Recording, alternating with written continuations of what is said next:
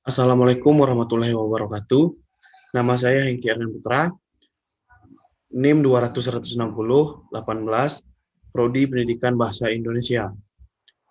Di video kali ini saya akan memaparkan sebuah materi, yaitu tentang teks prosedur.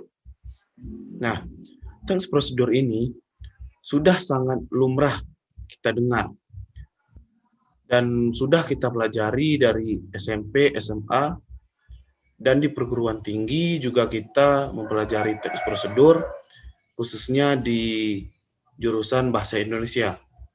Teks prosedur ini sudah biasa kita lakukan di dalam kehidupan sehari-hari tanpa kita sadari.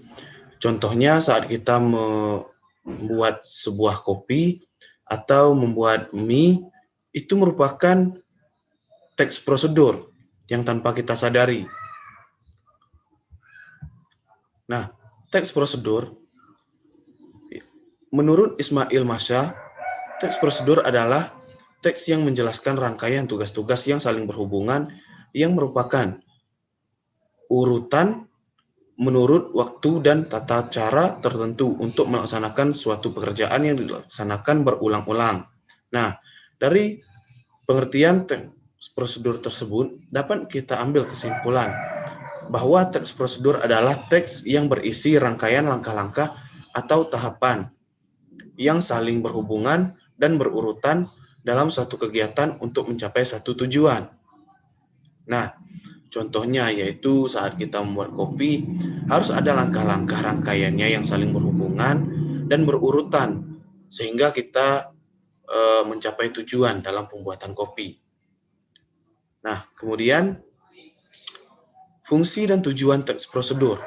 Tujuan teks prosedur yang utama adalah untuk memberikan informasi dan penjelasan terkait langkah-langkah melakukan sesuatu.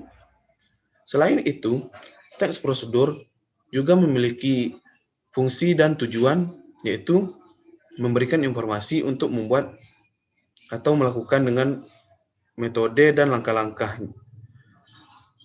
suatu cara urutan secara detail, memudahkan pembaca untuk mengetahui cara melakukan sesuatu, menjelaskan mengenai tujuan melakukan suatu kegiatan dan cara termudah untuk melakukannya, kemudian memberikan petunjuk agar seseorang dapat melakukan sesuatu pekerjaan secara tepat dan akurat serta memperoleh hasil yang maksimal. Kemudian yang terakhir, membagikan ilmu terkait cara pembuatan atau melakukan suatu aktivitas tertentu kepada pembaca. Nah, seperti teks-teks yang lain, teks prosedur juga memiliki ciri-ciri, yaitu seperti berisi langkah-langkah dan metode tertentu, disusun secara informatif dan jelas, penjelasan langkah-langkah disusun secara rinci dan detail, teks prosedur bersifat objektif, langkah berkelanjutan dengan penjelasan, menggunakan syarat atau pilihan, teks prosedur bersifat universal, teks prosedur bersifat aktual atau akurat, teks prosedur bersifat logis, menggunakan kalimat imperatif atau kalimat perintah, dan yang terakhir menggunakan kalimat penghubung.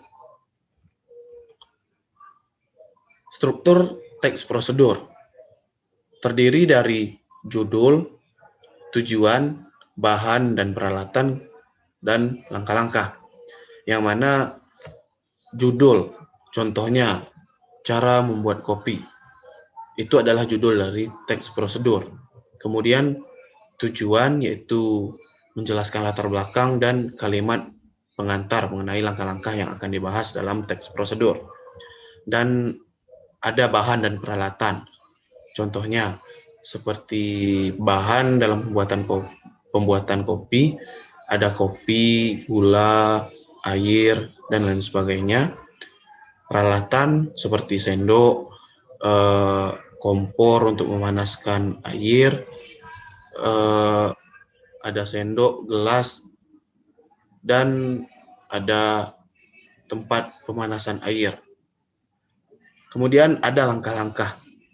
Nah, langkah-langkah inilah atau tahapan yang akan kita ikuti secara detail sehingga suatu kegiatan yang kita lakukan akan mencapai hasil yang maksimal. Kemudian ada macam-macam teks prosedur. Teks prosedur dibagi menjadi yang pertama yaitu teks prosedur sederhana. Contohnya ada cara mematikan lampu, cara menggunakan kipas angin, dan lain sebagainya. Mengapa dikatakan sederhana? Karena teks prosedur ini sangat simpel, mudah diingat, hanya membutuhkan 2 atau 3 langkah saja. Maka teks prosedur akan ada dalam kegiatan ini. Kemudian ada teks prosedur kompleks. Teks prosedur kompleks contohnya mendaftar CPNS, atau cara melakukan install ulang komputer, cara mendaftar akun medsos seperti Instagram, Facebook, dan lain sebagainya. Nah, jenis teks prosedur ini harus melewati serangkaian langkah demi langkah yang cukup rumit dan kompleks. Berarti memiliki banyak langkah dalam teks prosedur kompleks. Kemudian ada teks prosedur protokol, yaitu contohnya seperti cara membuat kopi, cara memasak telur, dan lain sebagainya, yang mana dalam proses teks prosedur ini tidak memiliki banyak langkah dalam pengerjaannya dan tidak memiliki sedikit langkah untuk melakukan teks prosedur ini. Kemudian ada kaidah kebahasaan teks prosedur, yang mana dalam kaidah kebahasaan teks prosedur ada yang namanya kalimat imperatif atau kalimat perintah, yaitu berfungsi untuk meminta atau melarang seseorang untuk melakukan sesuatu. Misalnya di dalam kemasan kopi ada kalimat imperatif seperti contohnya masukkan air 200 mili misalnya, itu merupakan dari kalimat imperatif. Kemudian ada kalimat deklaratif, yaitu pernyataan yang berfungsi untuk memberikan informasi atau berita tentang sesuatu. Kemudian ada kalimat interrogatif atau pertanyaan yang berfungsi untuk meminta informasi tentang sesuatu.